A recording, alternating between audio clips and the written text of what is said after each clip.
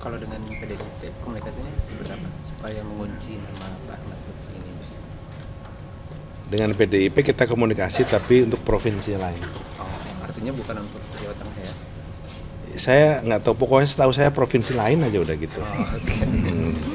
Bapak, kalau soal Golkar sama Gerindra yang di beberapa daerah ini kan ada yang berbeda jalan nih dari masing-masing nama yang sudah beredar yang bakal diusung, khususnya di Jakarta, Bandung, dan juga Banten sudah ada masing-masing tuh yang sudah beredar.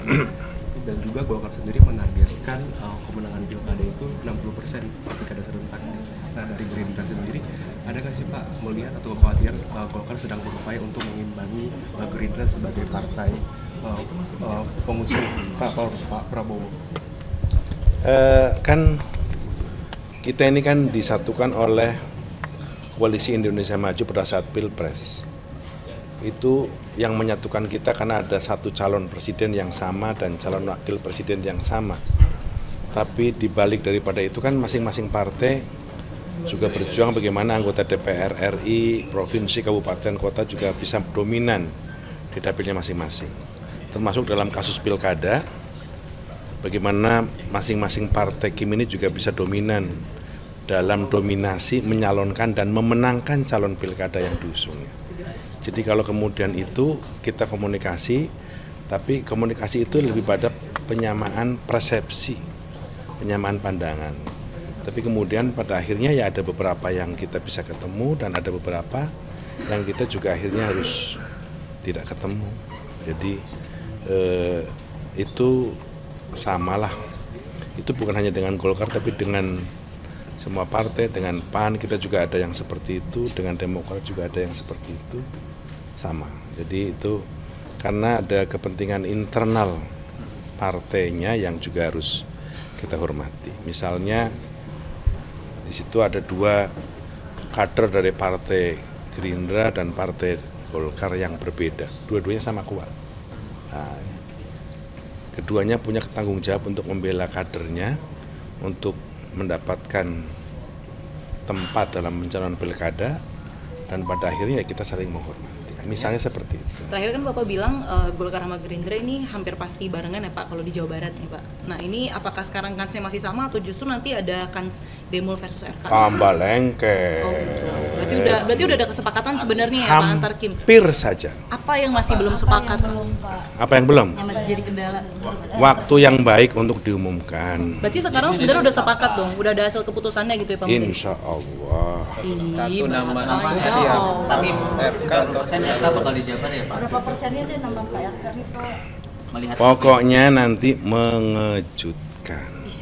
Kalau nggak kejut gimana? Kalau nggak terkejut gimana? Ayo. Kita kejutin.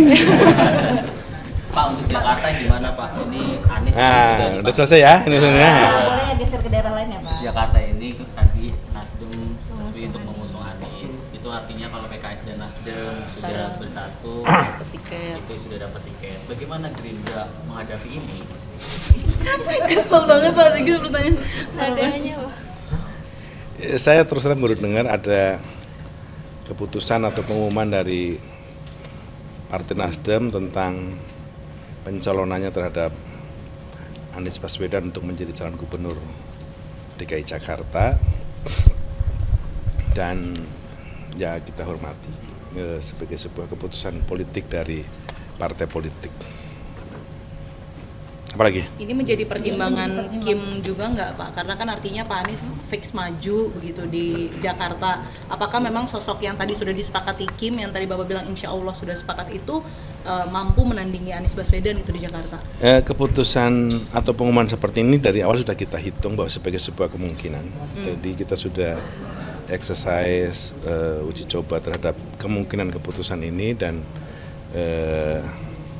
pada waktunya nanti kami akan umumkan calon yang akan kita umumkan untuk menjadi calon gubernur di daerah Jakarta ini. Artinya Kim tidak khawatir jika melawan Anies? Enggak. Menang ya Pak? Enggak, Pak Prabowo aja di Jakarta menang dengan Anies. Pengumumannya nanti nunggu Pak Prabowo pulang dari tur Eropa atau gimana nih Pak? Ya, insya Allah. Oh, berarti di Agustus ya Pak ya? Karena kan baliknya Agustus. Ya. Jadi Jakarta dan Jawa Barat itu akan last minute ya Pak, akan diumumkan? Ya bisa last minute, bisa sebelum 17-an. Kemungkinannya paling besar berarti sebelum 17-an ya Ya, Pak? mudah-mudahan. Berarti ya tetap di Jawa Barat atau di Jakarta nih Pak? Tunggu pengumuman. Udah nggak sabar ini Pak. Iya, tapi sebenarnya udah sepakat kan Pak Sekjen? Ini izin penegasan. Sebenarnya sudah sepakat satu nama atau satu pasangan begitu di Jabar dan Jakarta. Ya. Kim. Berarti tidak mungkin maksudnya head to head antara Deddy Mulyadi dan RK gitu maksudnya Pak. Jangan kembali Jawa Barat lagi loh, ini Jakarta yang Kan diceritain. menyangkut Pak, Jakarta dan Jawa Barat. Oh. Dua-duanya nanti akan mengejutkan. Diumumkan secara bersamaan atau bagaimana? Ya, kemungkinannya bersamaan. Oh. Berarti memastikan Jakarta dan Jabar itu Kim akan bersatu, tidak akan saling Solid. berhadapan begitu ya. Walaupun Banten bisa jalan gitu Pak. Gimana? Berarti udah memastikan dari Pak Muzani bahwa di Jabar dan di Jakarta itu akan bersama-sama tidak akan berhadapan gitu calonnya. Bersatu. Bercerai Bersatu kita, kita kawin lagi. teguh. Oke. Oke. Pak, di luar pilkadaan, soal postur kabinet nanti ada Wah penting nih Pak. Pak Prabowo akan membentuk 40 sampai 44 kementerian dan kemudian ada 21 badan yang akan dibentuk. Apakah memang itu sudah dikaji di internal atau Lu tahu-taunya dari mana? kan info Pak? Ya, masa disampaikan? Saya tidak tahu persis berapa jumlah kabinet yang akan diumumkan oleh Presiden terpilih nanti pada saat mengumumkan jumlah portofolio kabinetnya, berapa puluh, ada penambahan atau ada penggabungan atau tambah pengurangan termasuk badan-badan. Akan tetapi baik lembaga atau badan yang akan dibentuk oleh Pak Prabowo seluruhnya sebagai penjabaran dari janji kampanye beliau semasa berkampanye. Karena salah satu kewajiban calon presiden kan ketika berkampanye adalah bagaimana program kerja itu disampaikan ke hadapan rakyat, dan ketika menang janji presiden itu menjadi program kerja pemerintah. Inilah yang mencoba Pak Prabowo membayar janji itu dengan berbagai macam kementerian atau lembaga yang nanti tugasnya adalah melaksanakan berbagai macam visi dan program dari Pak Prabowo. Oke. Berarti bisa lebih dari kabinet yang sekarang itu? Saya tidak begitu. Belum Pak- hitung, belum tahu. Pak Muzani, untuk Mas Tommy yang kemarin sudah menjadi wamen kedua, apakah beliau akan menjabat top di kabinet Pak Jokowi aja atau juga akan lanjut di kabinet Pak Prabowo? Nah, Kemarin beliau dilantik sebagai Wamenkyu sampai periode ini kan. ya. Jadi kalau wakil saya kira saya nggak tahu apakah nanti akan dilanjutkan, tergantung presiden terpilih.